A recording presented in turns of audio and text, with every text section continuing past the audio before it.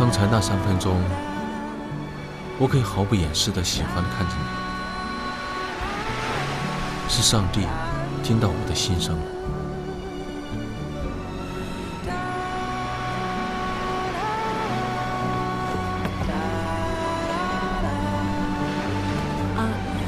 我有点晕船，不太舒服，我先回去了。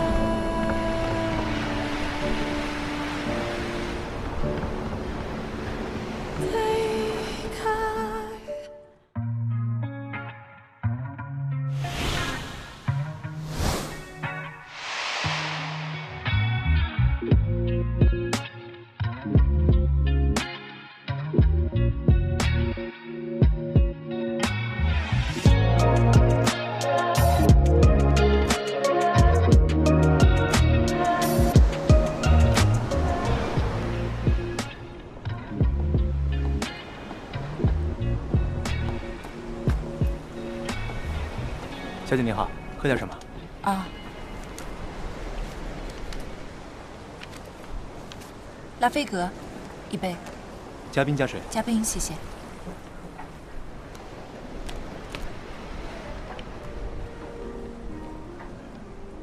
你的酒。谢谢。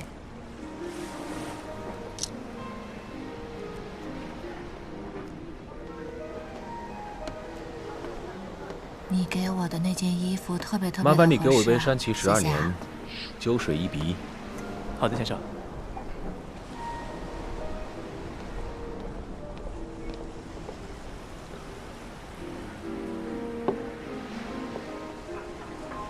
第一次喝威士忌，日本的酒好入口些啊。我请你喝1杯。麻烦你给他来1杯。算到我账上。好。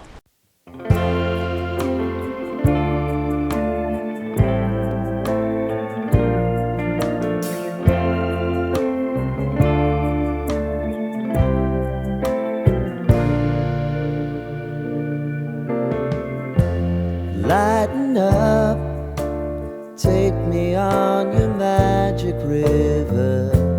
Tell me all your dreams align.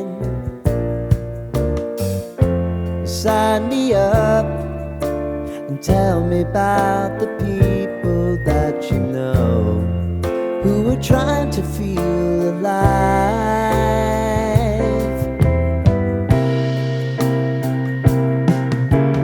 Life can get hard, so honey, if you need to cry,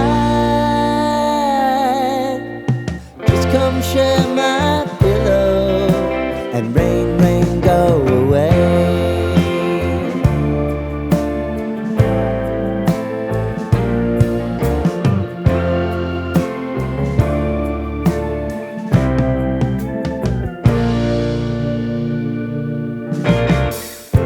I wanna hear about everything you're ever thinking. You know that I can take the truth. Call me out if you think I'm ever slipping. Maybe I can turn it around. Oh yeah. If you want us, you know time is on our side. But things are gonna haunt us, we'll just have to put aside. And I'm right here if you just need to cry. Come love, share my pillow, and rain, rain, go away.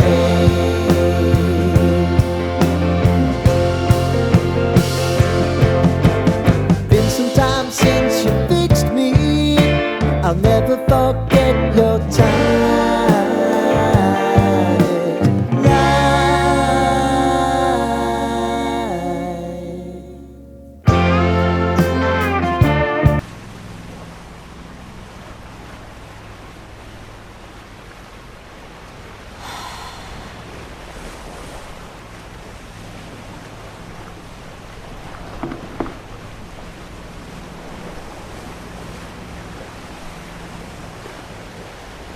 你知不知道每一年从游轮上失踪的人大概有100多？开始的时候还怀疑过这个数字，但现在我相信，看起来大部分是酒鬼失足了。我怎么觉得大部分人都是自己跳下去的？那就无人知晓了。我们早晚都会到那边去啊。我没有办法理解，在这事情上也要插队的人。真的有勇气跳下去的人，应该都是极少数的人。像我们这种大部分的人呢，应该就只有插队抢鸡翅的勇气了。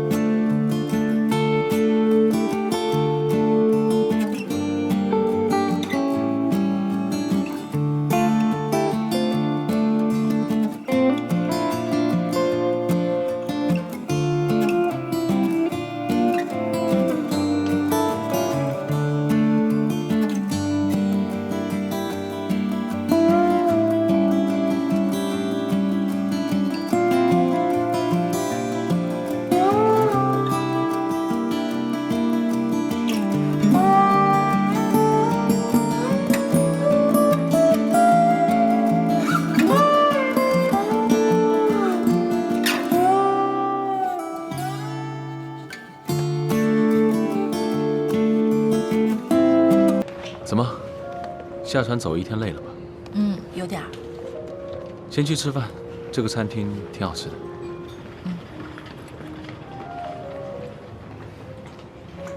蓝先生您好。等一下，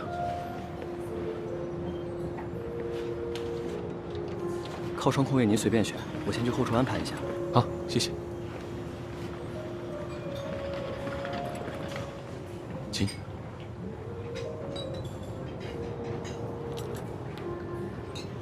我以为靠窗的位置只留给预定的客人，原来只留给美金啊！啊？没事儿，这顿我来请吧。不用，等一会儿就好了。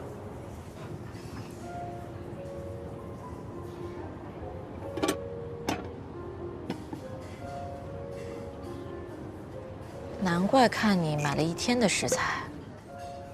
这个后厨还可以加工的。秘密菜单一会儿就来了。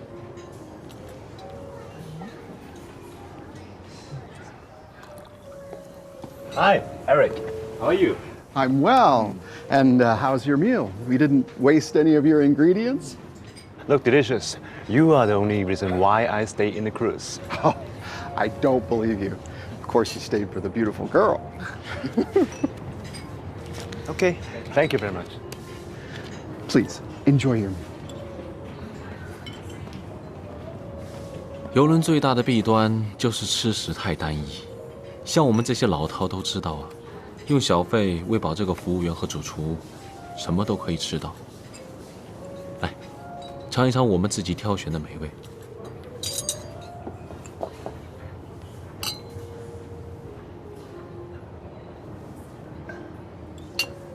我选的都是当地最有特色、最时令，过了此地此时再也吃不到了。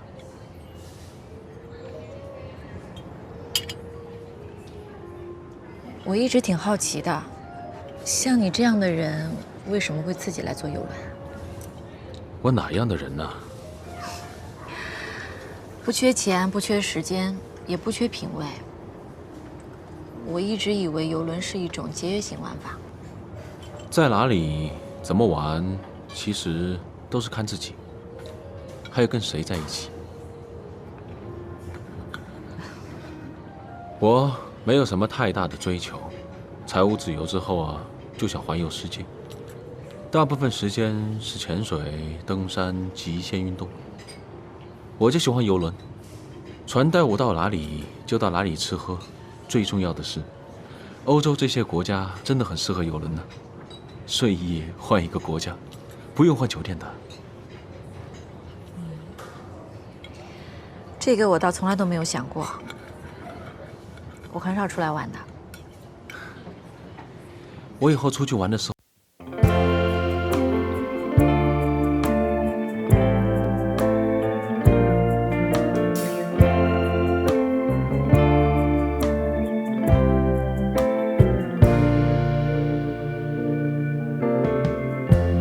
Lighten up, take me on your magic river.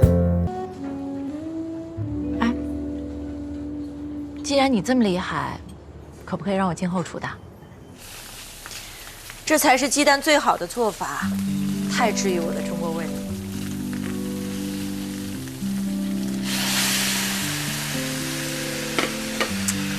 今天也算圆满了，该逛的也逛了，该吃的也吃了，心愿也都达成。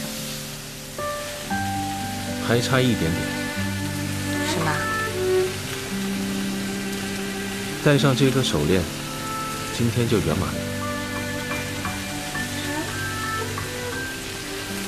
这条不是我刚在那个首饰店看到的那条吗？我只是随便看看，没想买。是啊，就是你喜欢的那条啊。因为你今天说了一句话。我说什么了？你说，卖东西的人卖不掉东西，是一件很伤心的事。但是送礼物的人送不掉东西，也会很伤心的。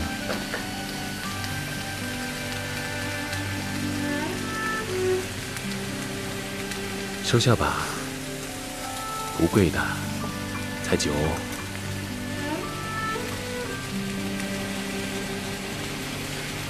那我就收下了。我帮你吧。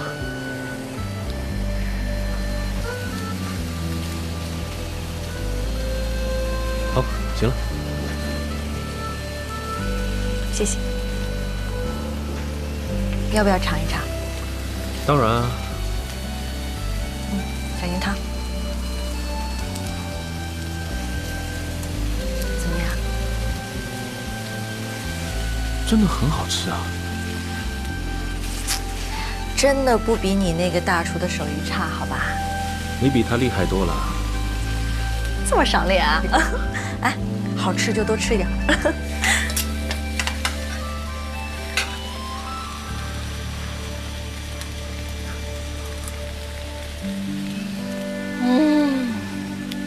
真的太好吃了。要是这个时候再配一碗白米饭，那就太完美了。这是游轮，没有白米饭的。我说说还不行啊？但是可以给你一个意见。肉毛。盐不要放太多。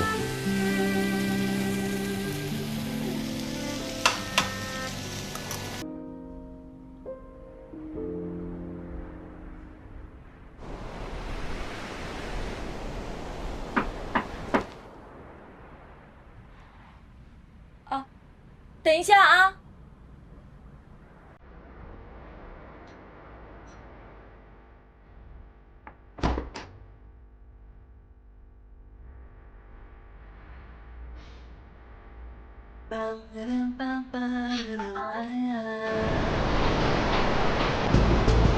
！Ladies and gentlemen, tonight it's my pleasure to have everybody here for this sweet VIP Captain Dinner. 女士们、先生们，大家晚上好！非常感谢今晚的各位光临我们行政层的船长晚宴。怎么不提心愿卡 And your details? 算了吧，我从小都是中奖绝缘体，写字更慌。船长长为所有遇上了的我准备了也许不一样呢张卡不试试怎么知道大家可以将自己的心愿填写在上面，随便写。好吧。 I will make sure that everybody tonight will have the wish for sure. Of course, we cannot break in the law, okay? 只要是在这艘船上可以实现的事情，他以船长的名义承诺，你的愿望一定会被实现。当然了，船长也说违法的事情是个例外哦。Let's see tonight who will be the winner. We have the car, and we just need to open. The winner for tonight is Section A, Area 8. 幸运儿来自 A 区8号台。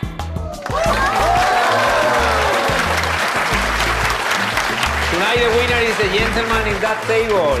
Good evening. Are you? 这张卡片上的心愿最好由这位先生自己念出来。我们掌声有请。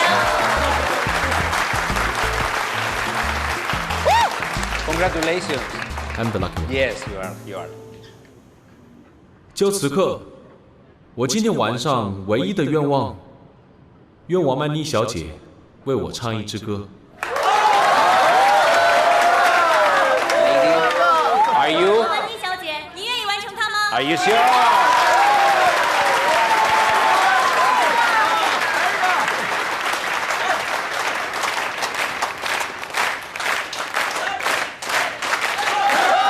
Come on. Welcome. Welcome.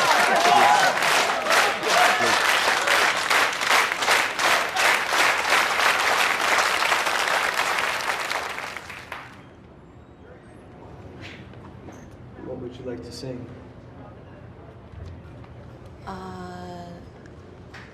What a wonderful world. All right. Can you? Okay, thank you.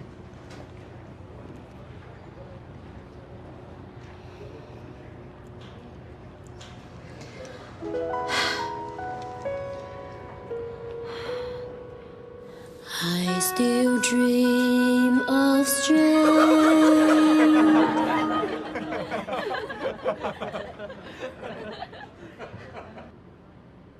Where woman's moves, sky is blue from me and you.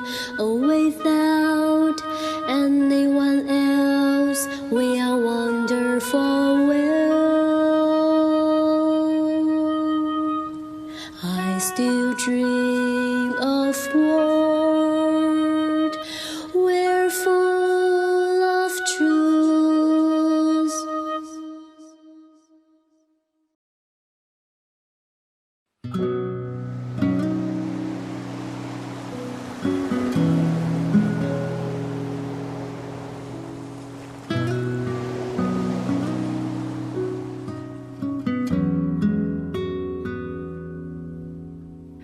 城市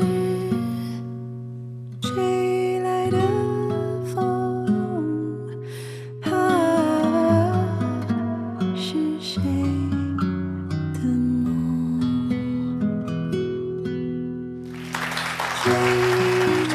我要下船，我感觉你们每个人都在笑我。不至于吧？他们不是在笑你，是谢谢你的酒啊。才没有呢。我第一次知道，唱歌不靠嗓子，是靠勇气。真的，这一曲我永生难忘。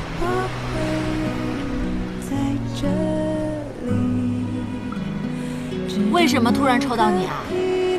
船长也收小费的？以为钱可以解决一切问题吗？许愿是靠心诚则灵。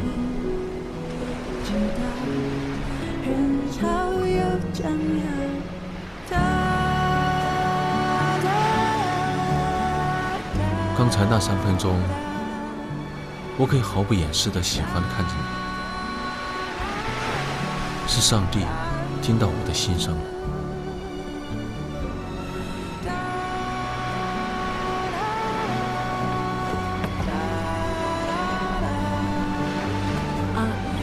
我有点晕船，不太舒服，我先回去了。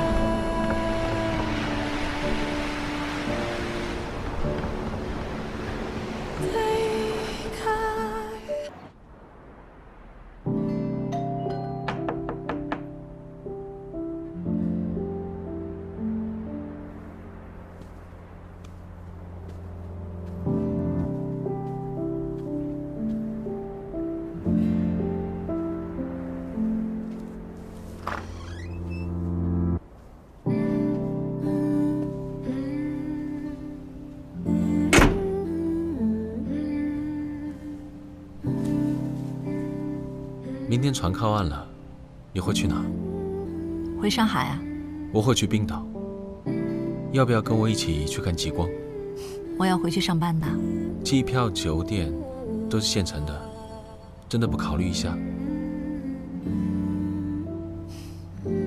那会不会许多年以后，王曼妮跟别人讲起，当初没有跟那男人下船，看看冰岛有没有童话，可能人生就是另一番样子了。那是好样子还是坏样子啊？不跟我走，一样好，但是不一样的好。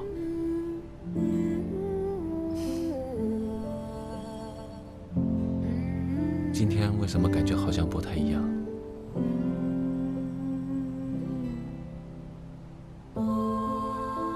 可能我今天的这个样子，才是我平时的样子吧。就像你说的，我不是这个舱位的人，升舱的钱都需要用信用卡分期付款来还的。所以我就跟自己说，这几天就彻底的放松，好好的享受，就当是做了一场梦一样。但是船靠岸了，我就该醒了，就该回到自己的生活里。那可以加个微信吗？让我知道，可以以后找到你。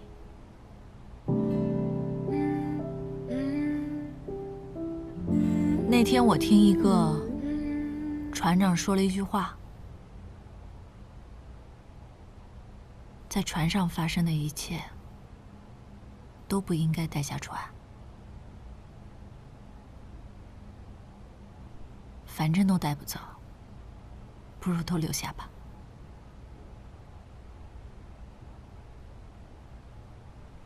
有点受伤，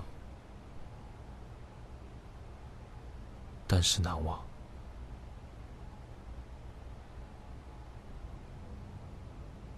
不喜欢说再见，那就道别吧。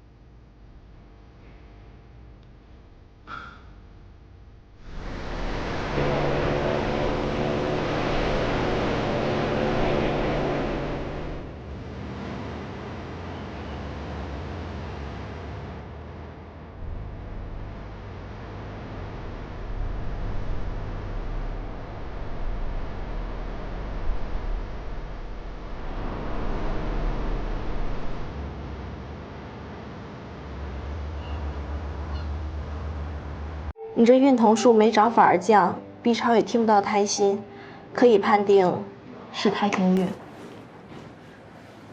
怎么会呢？上次我都听到他的心跳了，我老公也听到了。哦。而且那个声音特别清楚，怎么可能没了呢？其实啊，这种情况也是常见的。你刚开始有了胎心胎芽，但后面发育的不是很好就没有了。这呀都是归属于胎停育的一种，建议你尽快排期，要做清宫手术，否则你这耽误的时间越久，对身体的伤害也是越大的。我能不能再做一次 B 超？万一是你们没听到的，这怎么可能呢？我们 B 超的医生都是非常有经验的，而且你这个 B 超照了很久吧？这个检查结果也只是一种表象，以你现在的周数，实际指数应该比这个还高。不是的，不是啊。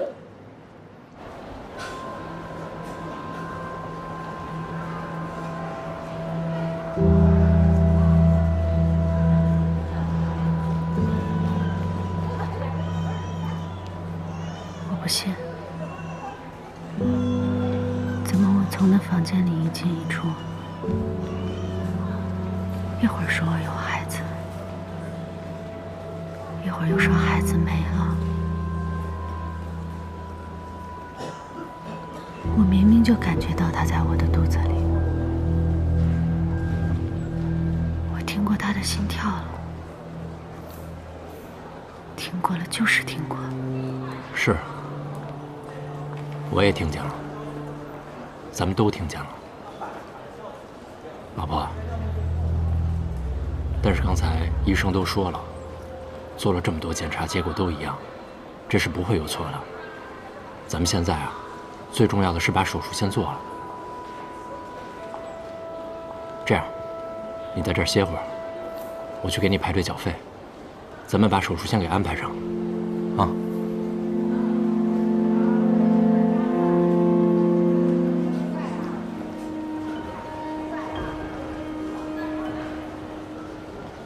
大夫您好。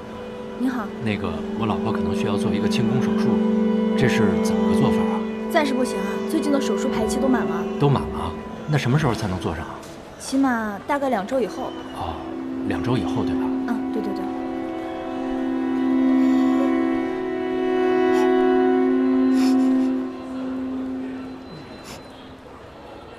谢谢您啊。不用谢。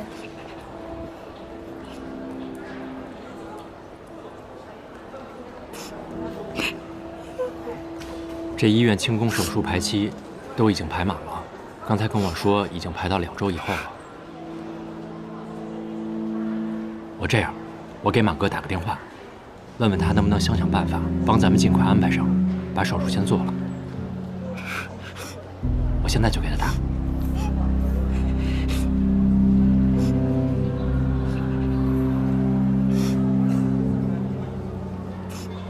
喂，满哥，忙着呢没？哦，是这样。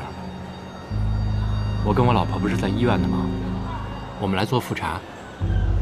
现在呢，好像情况有点不太好。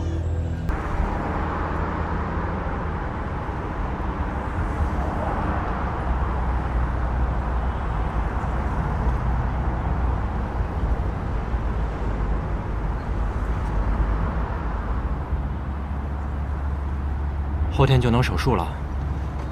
不用担心了。担心什么？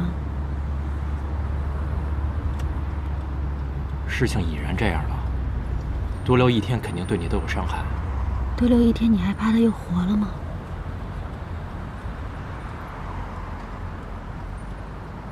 我从来没见过你为我的事这么积极，楼上楼下的跑。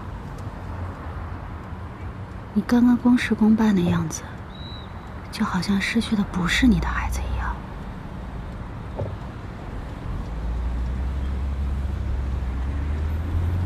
小琴，不是这样的，我也伤心，但是我们现在要解决问题，不是吗？我一点都看不出来你伤心难过。我想听句实话，刚刚那一刻，你如释重负的感觉是不是大过伤心难过？庄小琴，你别瞎想行不行啊？你不能现在由着自己的情绪把事情的严重性扩大化呀。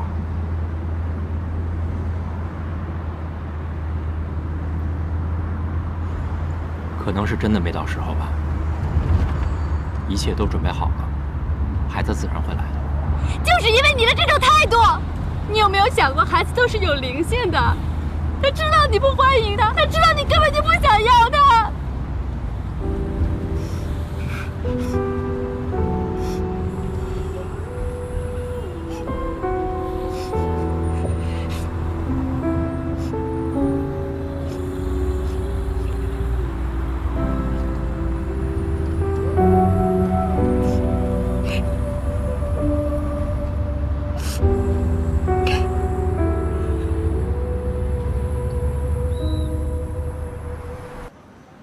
小琴，先出来吧，好吗？有什么事咱们出来说。你坐在里边这么长时间也不解决任何问题啊。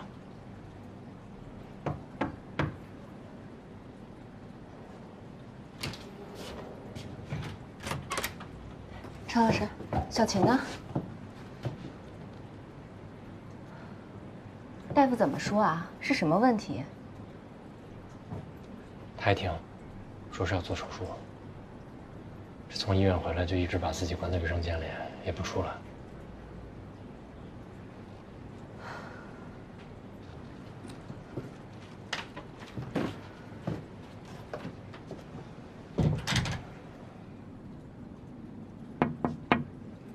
小琴，小琴，我来了。你要是想一个人在里头待一会儿，我就在外头等着你。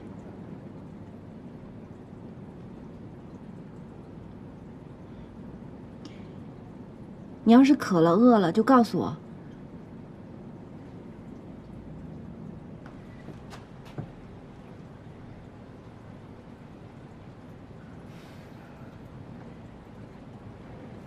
小琴，你是不是害怕了？别害怕，这其实就是一个小手术，真的，一点都不危险。到时候我陪你一块儿去医院，好不好？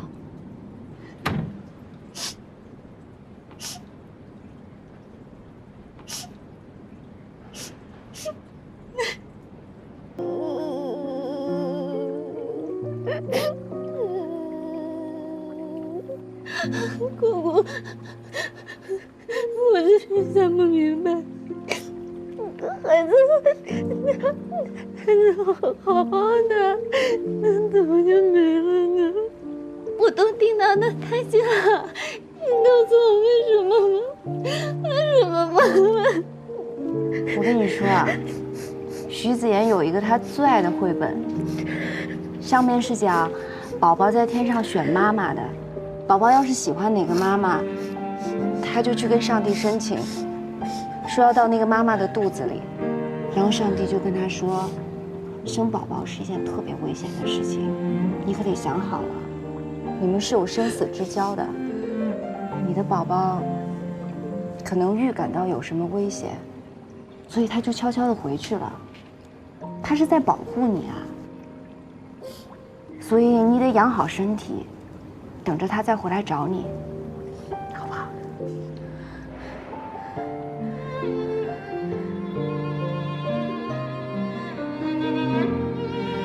你看他，从医生说这孩子没了，他一点反应都没有。宝宝是选了我，但根本不想选择他吧？是这样的，那男人跟女人表达的方式不一样，陈老师心里肯定也很难受，但他一个男人也不能像你这样哭，对不对？你现在就是太伤心了，就容易胡思乱想。但现在最主要的就是要把身体养好，身体才是第一位的。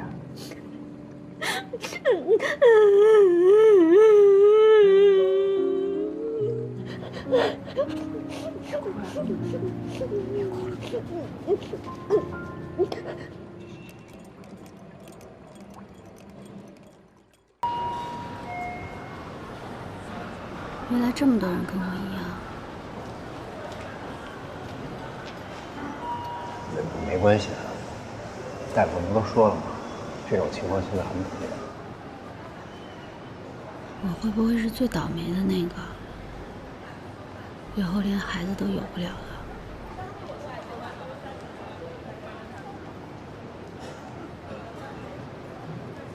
周小晴，哎，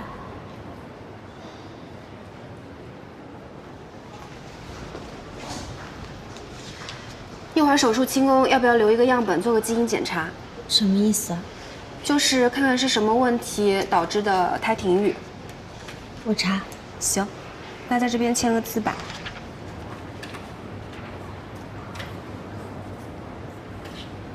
跟我进来吧。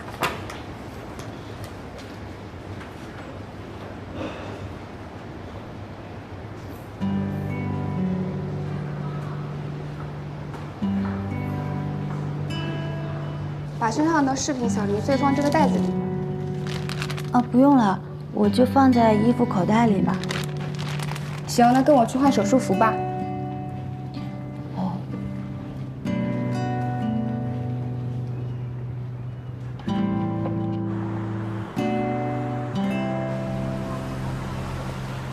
慢点啊！哎呦，小琴，哎呀，小琴，哎呦，你回来了！你说你出这么大的事，你也不跟妈说一声。哎呦，这手冰凉的，快上床，快上床！我把那暖水袋呀早都给你弄上了，一直在换水啊，保持恒温。你呢就把它放肚子上捂着。哎呦，真是受罪！哎呦，这汤，哎呦，这炉子上还煲着汤呢。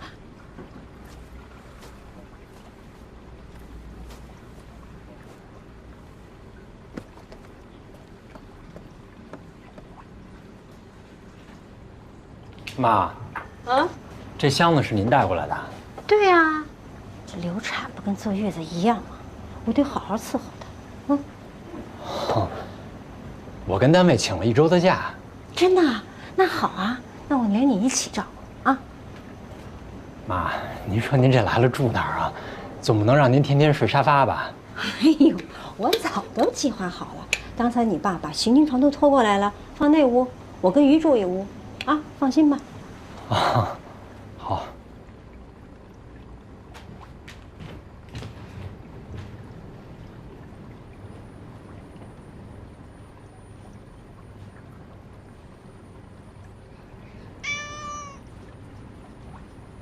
不是妈，您说您来就来吧，您把他带回来干嘛？这小青都这样了，他喜欢梦，你让他分散注意力，不挺好的吗？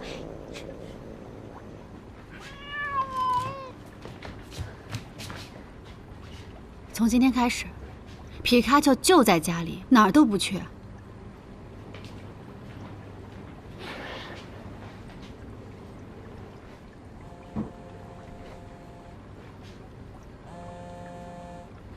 喂，怎么回事啊？你等我去了再说。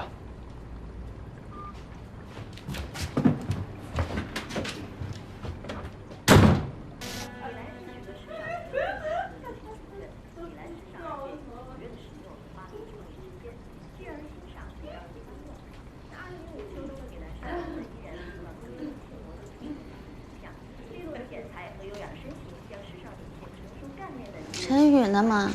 哎呀，他去台里了，台里找他有事上班去了。他上班去了？他跟我说他这周请假了呀。哎呀，这咱俩说，其实他不在家也挺好的。他在家他也帮不上什么忙啊。他单位有事你让他去呗。哟，那嘴还嘟噜着，你什么意思啊？是不是嫌妈没把你伺候好？是不是啊？哎呀，不是啊，妈。这孩子没了，对他一点影响都没有吗？身体上不遭罪，精神上不难过，班也没耽误上，这公平吗？我必须得说句公平话。刚才陈宇走的时候，情绪特别不好，肯定是因为孩子。再说人工作也压力也大啊，你得理解人家。你看，又不回微信，一直都是这样。他工作上的事、家里的事都是大事、急事儿，到我这儿什么都不叫事儿。我都这样了，他连句关心的话都没有，就想不明白了。要是结婚都这样，我干嘛要结婚啊？说什么呢？什么叫干嘛要结婚？人家都结婚，你为什么不结婚？你要当剩女啊？我就是被你说的，凑热闹结的这婚。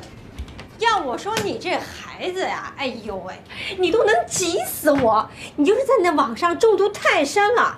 什么叫女性不用结婚啊？要独立，不要受家庭的束缚。我请问他几岁呀？他懂什么呀？他现在趁着年轻他蹦的，等他老了他才知道什么叫孤独，什么叫终老，不结婚有多惨。你听妈的，妈是过来人，妈什么不懂啊？陈宇特别的好，长相就不用说了，他多有上进心啊！人家从那么一个小地方啊，考上大学不说了，还进了电视台当了大编辑。你说你们这年轻人有几个能跟他比？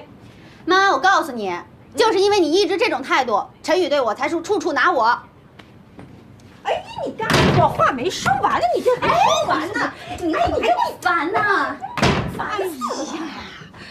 哎呀，小琴，我知道你现在心情不好，身体不好，我都理解。可是怎么办呢？你别这么折腾啊！你别折腾你自己，你不要折腾陈宇，行吗？我不把猫都给你带来了吗？实在不行你就跟猫玩玩，然后还解解闷儿。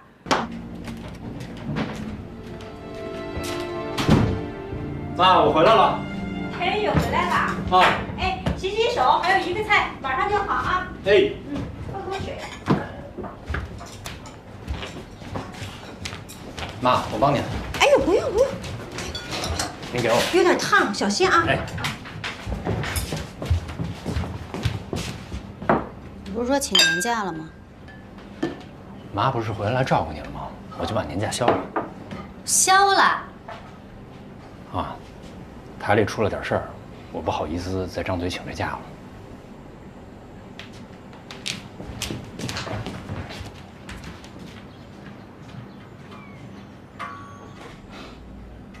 庄小钱，我鱼怎么了？怎么了？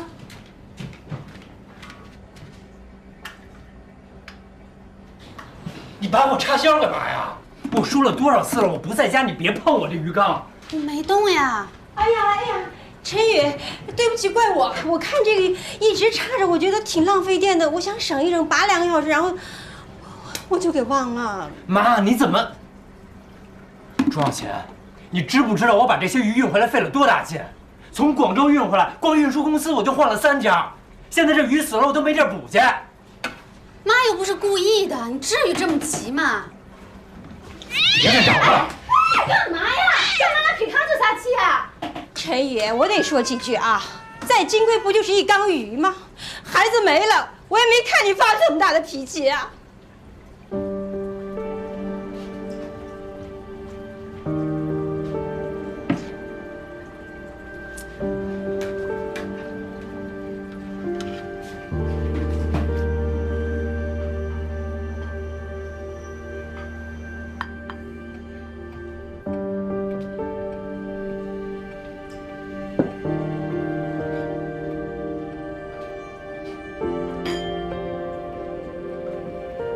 再起了，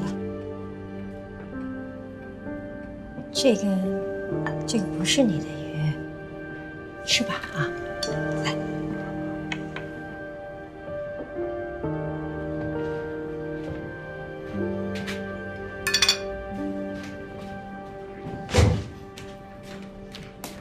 陈宇，你给我出来！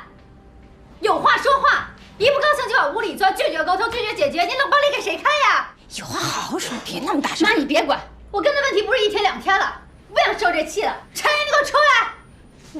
听到头了，都没错。我跟你说话，你听不见啊？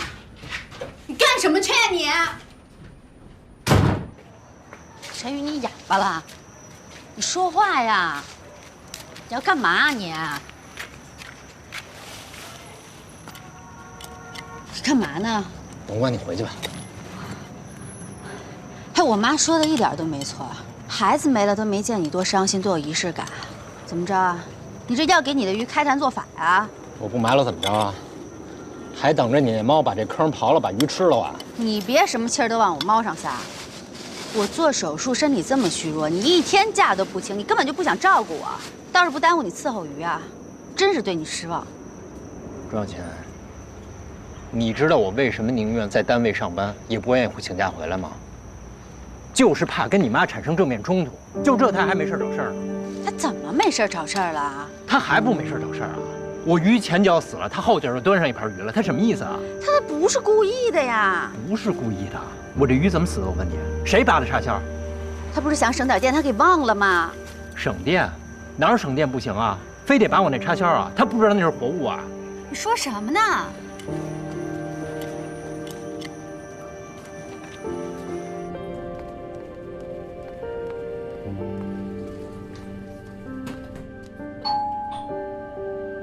来了。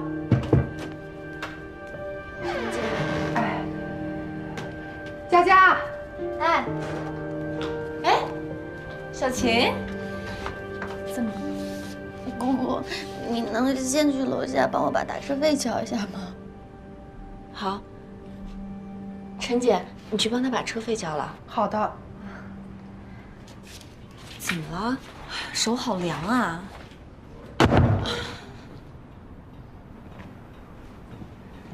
这个时候最不能着凉了。你等我一下啊。好。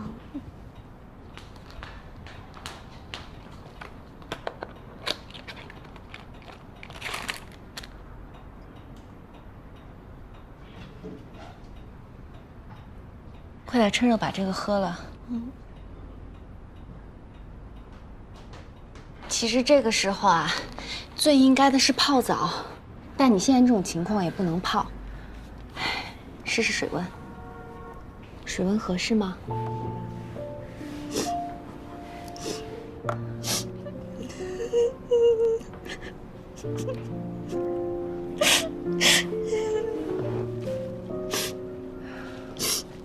怎么了？跟陈宇吵架啦？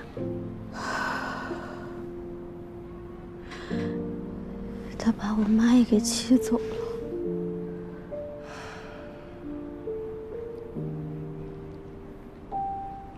肚子里全是委屈，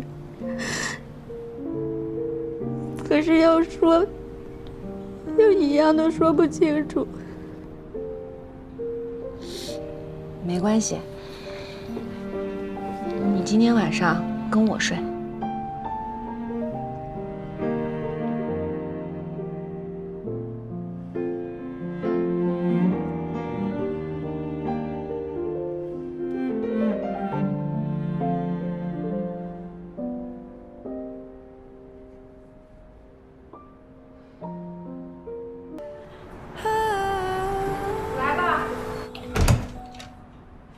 陈老师啊，陈姐您好。哎，请进吧。哎，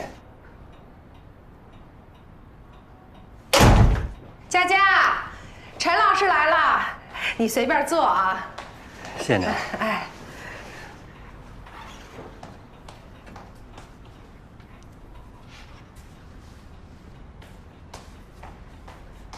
来，请喝茶。哎，谢谢。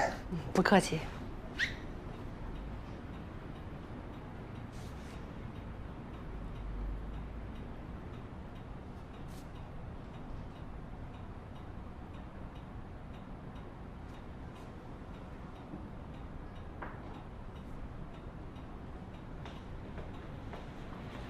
陈老师啊，不好意思啊，又给你们添麻烦了。小琴在洗漱呢，我就不留你俩吃早饭了。你带她出去吃点好的，好好哄哄她吧。这有点难。她现在啊，2句话就急。对于这个孩子，他不是你所想的可有可无的。她真的是全心全意做好当妈妈的准备了，可孩子突然没了，你有没有想过她心里有多难受？你到底了不了解你老婆呀？她表面上看起来是大大咧咧，什么事儿都不往心里去，她是为了避免跟你正面冲突。你要是真觉得她不在意，那就是欺负人了。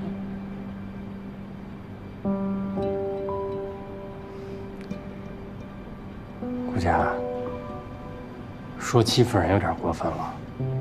那你说我们俩打了骂了这么多次了，其实夫妻之间，8成都是平淡日子，只有2成是大起大落。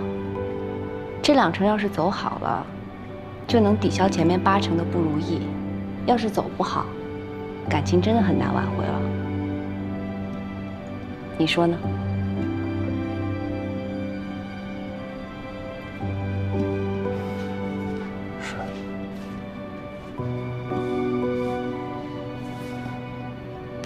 小琴，陈老师知道你在我这儿，一大早就过来接你了，跟他回去吧。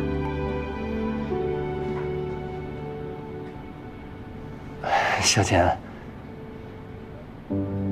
走吧，我带你吃点早点去。去吧。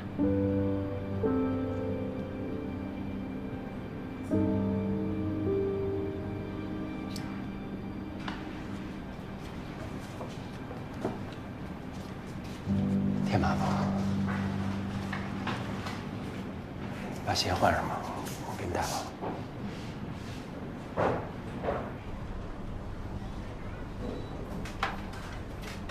谢谢。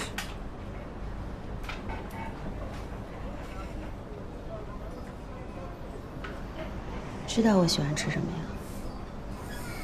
口味不一样，不代表不知道。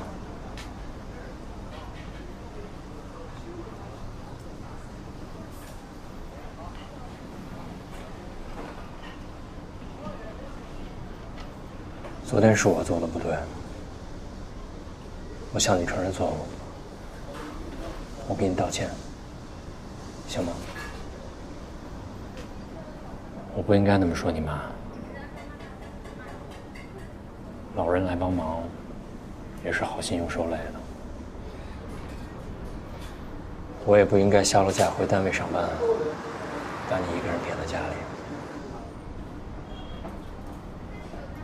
咱俩结婚到现在，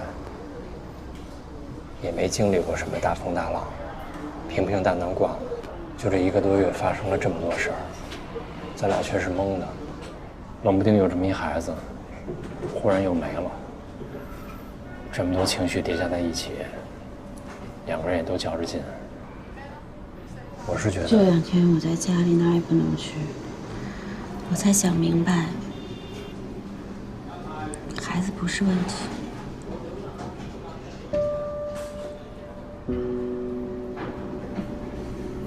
孩子只是让我发现了问题。我们2个之间缺乏沟通，我们这个家也没有什么目标。我反思过了，从我自己这边，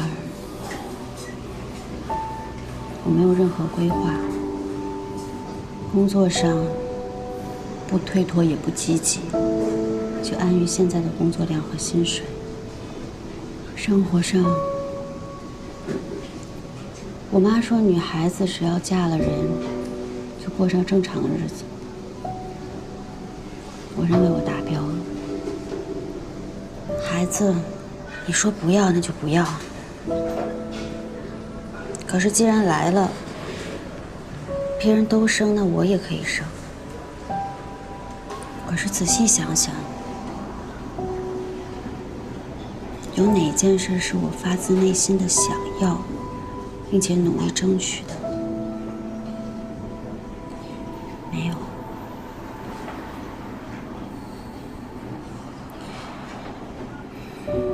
你有吗？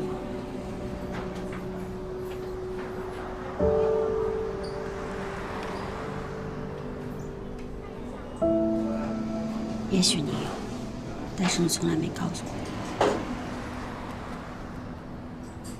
以前我们谈恋爱，还有刚结婚的时候，我们吃饭都是坐在一边的。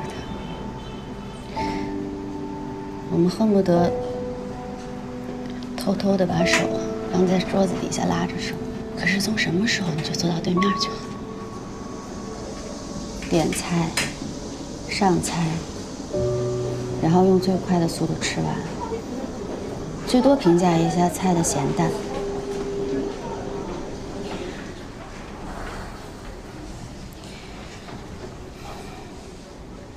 我觉得你记忆可能出现偏差了。咱俩之前吃饭是坐在一边的，那后来不是因为有一次咱们去一家特别火爆的餐厅，人特别多，你不愿意和别人拼桌才让我坐到对面的吗？就像那天你问我衣服为什么我自己的都单洗，那不是因为2年多之前我喜欢了你2件真丝的衣服，你跟我说的让我别碰。就当我刚刚说的话白说。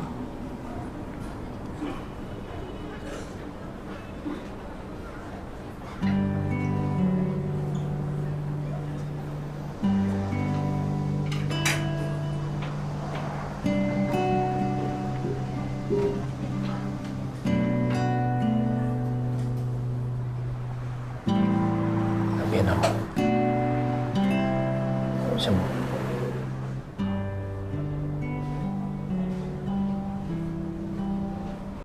结论还是比较常见的，是染色体异常导致的胎停。染色体异常，50%的胎停都是这个原因造成的，也算是一种优胜劣汰吧。不好的胚胎不能继续发育。那是我们俩谁的问题啊？这个检测不出来，造成这个原因的理由会有很多，比如卵子、精子质量不好，或者辐射、病毒、药品都有可能。那以后还能要孩子吧？该要。那我们还想要孩子的话，我们现在就什么都不用做了吗？你们这次是意外吧？没有做过孕前检查，我建议你们做一下。尤其是男士，可以先做一个精子活跃度检查。怎么了？我觉得医生说的对。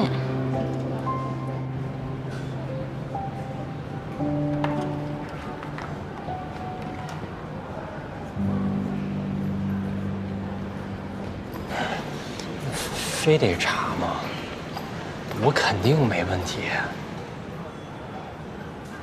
口说无凭啊！不是你说这种地儿，我怎么弄啊？我躺在手术室的时候，也觉得孤立无援啊。我可以接受一辈子不要孩子，但我不想下次怀孕的时候，又不知道因为什么原因保不住。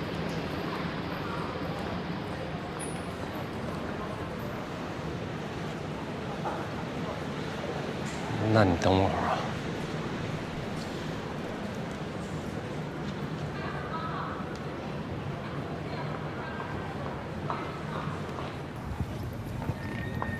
谢谢啊，老师。不用谢。来，站这儿。子妍，抓好那个。于太太。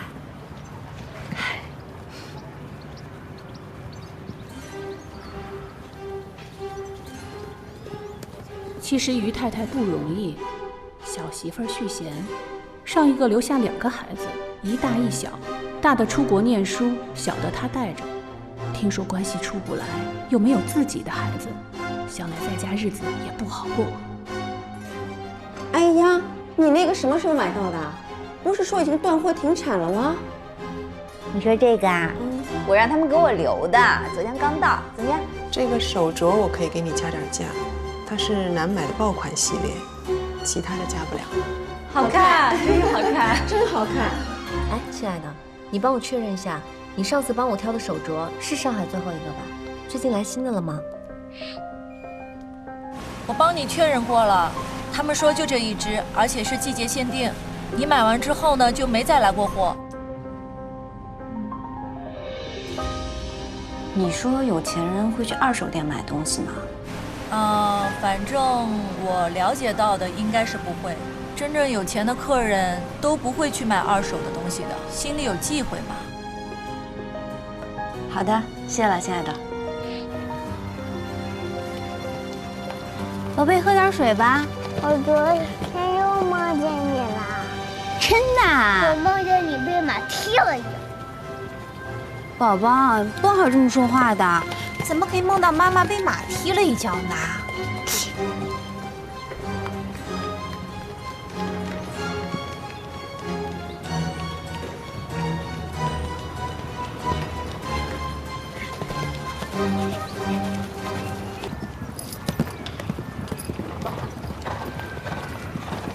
您家孩子学了多久了？1年多了。说实在话，我是真不愿意陪着来。你夏天晒，冬天冷的。这以前就听说申请国外的学校起码是加分。我跟你说啊，为了孩子，这事儿也得坚持。我真觉得您挺棒的。于太太，那您先生那个……哎，宝宝，来。对，喝点水。哎，你干嘛呀？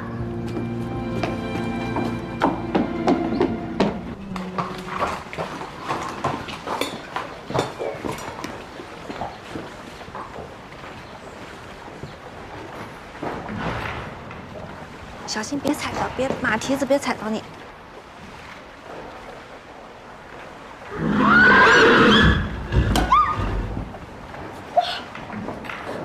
于太太，没事吧？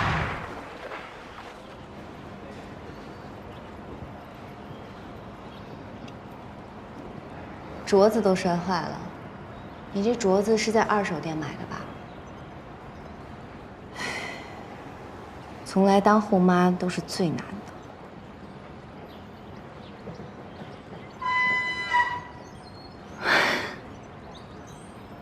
我真的是悟了。我一直以为我能做到，可这事儿比我想象中难太多了。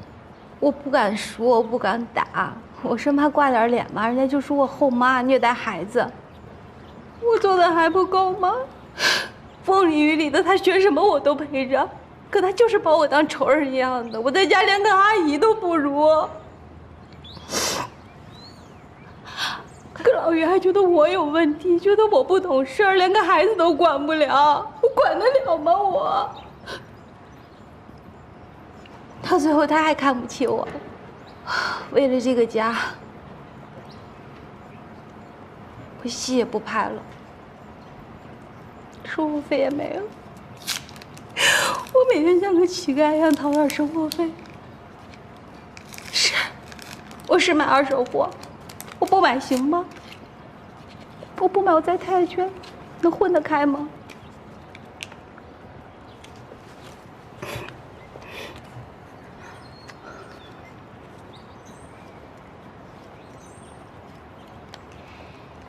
你既然没当过妈妈，就不要假装是个妈妈。什么意思啊？其实小孩子都很有灵气的，他能清楚地感知到你是不是真心的喜欢他，无论是高兴还是不高兴，你可以适当的流露出你最真实的情绪，他们是能感受到的，这样才会放下戒备心。